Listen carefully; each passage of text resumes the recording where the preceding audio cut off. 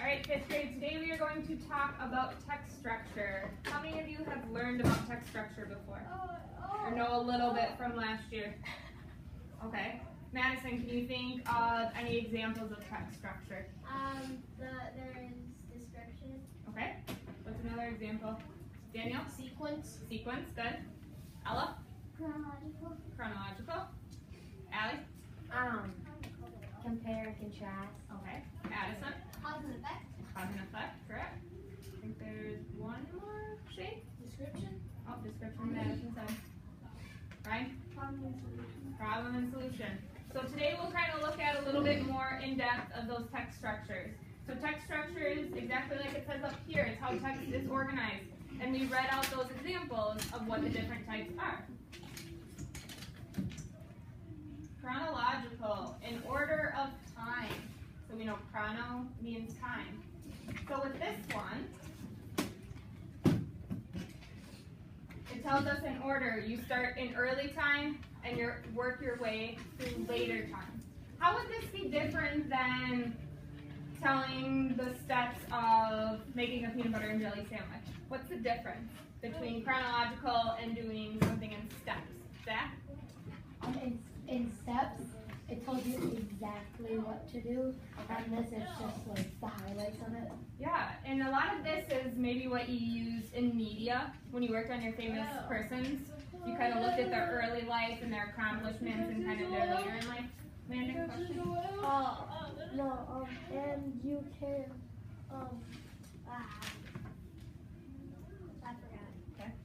Allie? When you make a peanut butter and jelly, you go like, first you do this, second, third, fourth, fifth, and then that you go, so exactly is what sequence is. So chronological was the time period, sequence is the steps. So this would be, if you're making a peanut butter and jelly, you're kind of using some of those signal words of first, next, then, finally. I remember. So here's making a sandwich right here. What do you remember, Rhonda? Peanut butter and jelly, you can do it 2 ways. You can do, like, and then you can spread the jelly first, and then the peanut butter, and then the jelly. Depends who you are. Andre? The last step is my favorite. Enjoy. Enjoy, perfect. Alright, so some signal words. So if you were reading a text structure and you're trying to figure out what one it is, it might have some of these words. So we talked about maybe now, later, first, kind of that sequence of when things are happening. Then we have cause and effect. So it explains the reasons why something happened, or explains the effects of something.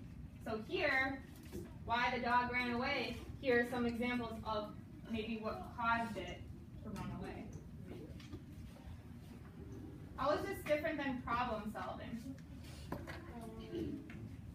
Shane? Problem and solution is there's a problem and then you're trying to fix that problem. Okay. And this one is more why something happened. Sophia, what can you ask? Same thing, Ryan. Or same thing, Shane. Ryan?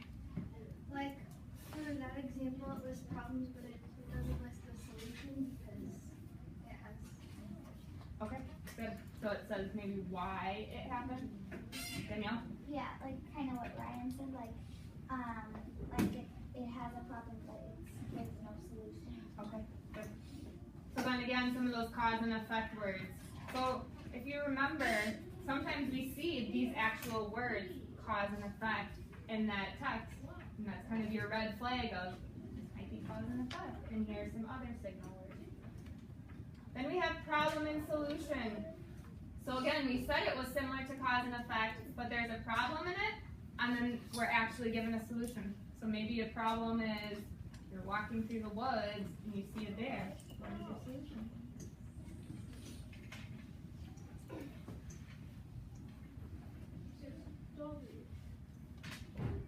So here are some of our signal words. And by 5th grade, we should be able to realize or recognize in a text when there's a problem and what they're going to do. Have we had some problem and solution inside of the beaver? Yeah. Math had a few problems. All right, compare and contrast. So like we talked about in guided reading, comparing means to find the similarities of something. Contrast is finding the difference. So maybe in a text they're saying how two things are similar or how two things are different. So that's probably the easiest one to figure out.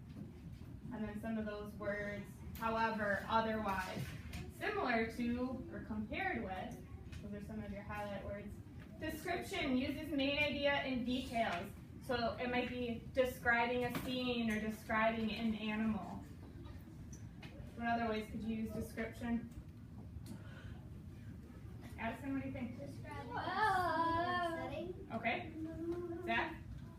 If someone stole something and you saw the robber, you could explain to the police what the...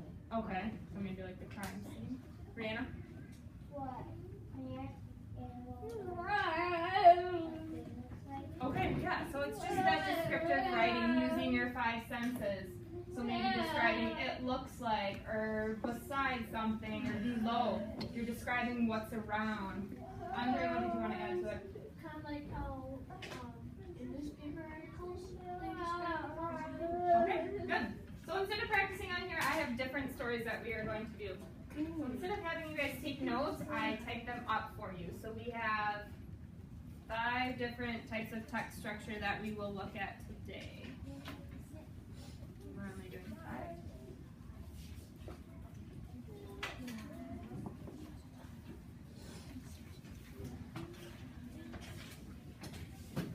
Addison, do you want to pass these up? Everyone will get.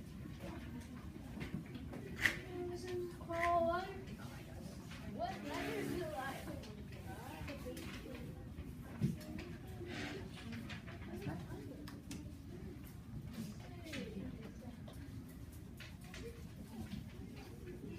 Right, so the half sheet in front of you will help you go through these. So what we are going to do is we are going to practice some together, and then you are going to do some on your own. So as you can see, when you get it, each box has a little bit of a story, and then we are going to have to figure out which one it will be in. You actually get 3 options to choose from. So instead of you having to try and figure it out, you have some.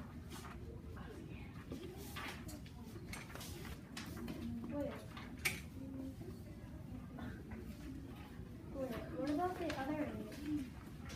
Hmm? What about the other 8? We're not doing the first thing. Okay.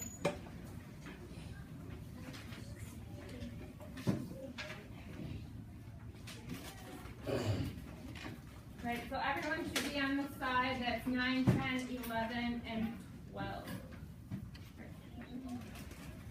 So let's look at number 9 first. You're going to read through it and decide if it's cause and effect, description, sequence. So number 9, it says, top tips for the perfect cupcake.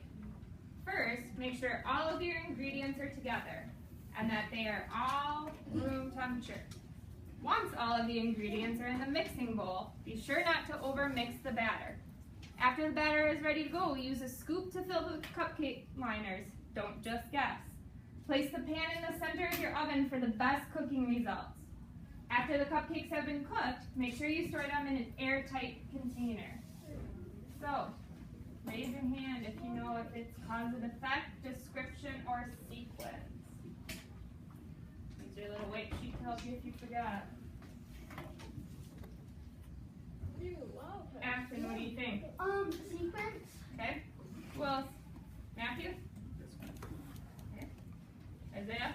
Sequence. Sequence. Ella? Sequence. Danielle? Sequence. Madison? Sequence. It is sequence. And the reason that it's sequence, Matthew, is because it's telling you the steps of how to make it.